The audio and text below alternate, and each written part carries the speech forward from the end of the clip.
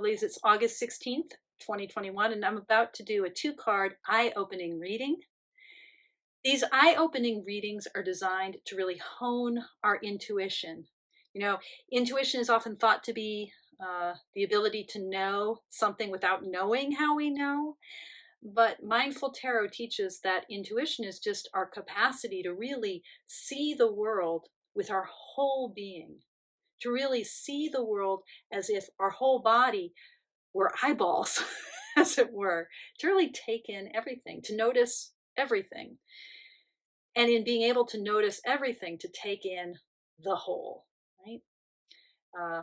And, you know, if we take seriously the idea that we're all interconnected, if I can get better at attending, paying attention to everything, to taking in and noticing the whole, then my work of reading cards becomes more and more divinatory, because my moment right here is connected to the world at large. I'm reading beyond the margins, the apparent limitations of my conscious self. And yet there's nothing magical or magical in the sense of supernatural with what I'm doing. I'm just noticing. I'm just mindful. So in the eye-opening reading, we expand and extend and fine-tune our intuitive capacity by bringing attention to details. The only way we can better see the whole is to look at the bits, to better notice all the pieces around us. So today I'm going to be using a brand new deck, just came in today's mail. I am going on a Fournier kick. I love Fournier, wildly undersung publisher. I'm going to be doing a YouTube video on some new decks in a bit when I've got 2 new decks coming. This is the Magic Tarot by Amaia, trying to read that backwards, Arrazzola, a contemporary Spanish illustrator, and it is just playful and delightful, sweet, candy colors, a little bit, has a bite to it, so playful with a bite, kind of like Sour Patch Kids, if you know that American-based gummy candy. Sweet with a bite. Okay, so I'm going to begin by picking one card, and I'm just letting the deck tell me what's my point of my center right now. What's the center of gravity for me right now? So I'm going to see what card comes up. And it is the Fool. Yeah. Yeah, you know, just really, I love this Fool. Just really aware, playful with a bite. There it is.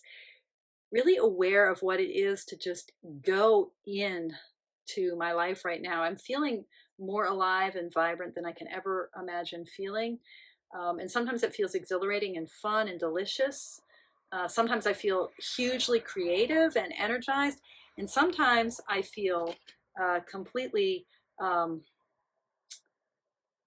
sorry, my phone just rang. Sometimes I feel just completely exhausted, overwhelmed, uncertain, insecure, right? But this moment of being, I think, really playful with a bite, what I was just saying about the deck, that things feel really expansive and full of possibilities, but there's a kind of tightness there. So that's kind of my general sense of how this card speaks into the moment. Now I'm going to be looking for a detail that I haven't noticed before. And since this deck is completely new to me,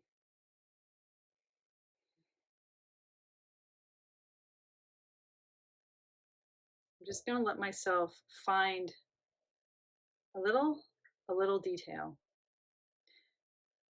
So here's the detail that I'm picking up on. So the staff, and in this I would just, if it's a deck that you know really well, then you'll have a clear sense of when if you're looking at like a Rider-Waite-Smith deck and you're a total Waite-Smith kind of person, then you know the deck well, you know the card well, and you know when there's a detail that is leaping out afresh. With this new deck, I had to look for a minute because it's all new to me, to see what was a detail that kind of poked up and sort of poked me in the eye, as it were. And here's what I'm noticing about this staff.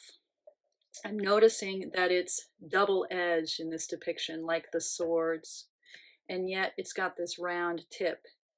So it looks both like a sword, like the traditional Rider-Waite-Smith sword that's double-edged, but it also ends with this perfect circularity. Now, this is important to me because so much of my life is about the double edge of dualist thinking, like, trying to make my way, trying to figure things out. Is it this? Is it that? Like, this is how intelligence works. This is how our mind works. This is how structure works. And yet, that hope of the openness of the Fool, which is also the openness of a circle where ends wrap round to beginnings. So I'm thinking that the bite of this new beginning is the way that things get carved up.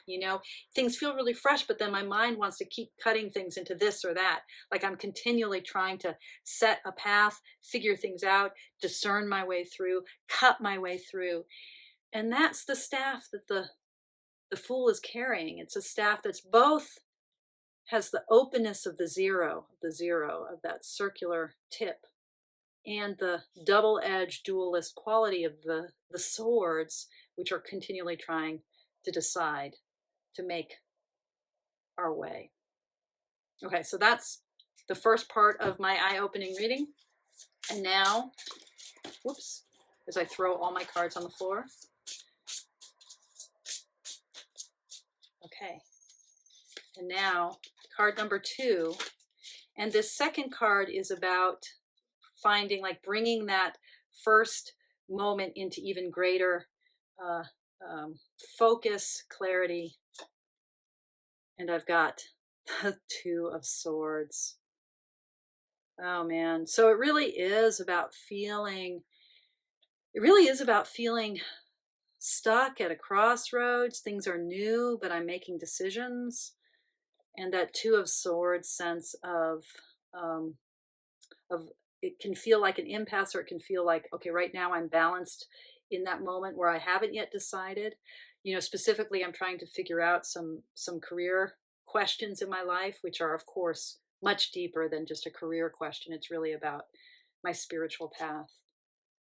But I love this 2 of Swords because it reminds me that that double-edged thing doesn't have to be painful or divided. It might just be the 2 hands coming together, or in a Buddhist register, we might talk about the 2 wings of awakening, wisdom, and compassion. Like these 2 sides of this moment, these 2 sides of my being, the 2 sides of a decision, the 2 branches of a path, that they can come together in a companionable way, that I don't have to feel so vexed. It can be playful with a bite, just like this deck. All right. Eye-opening, August 16th, 2021. Thank you guys for your practice.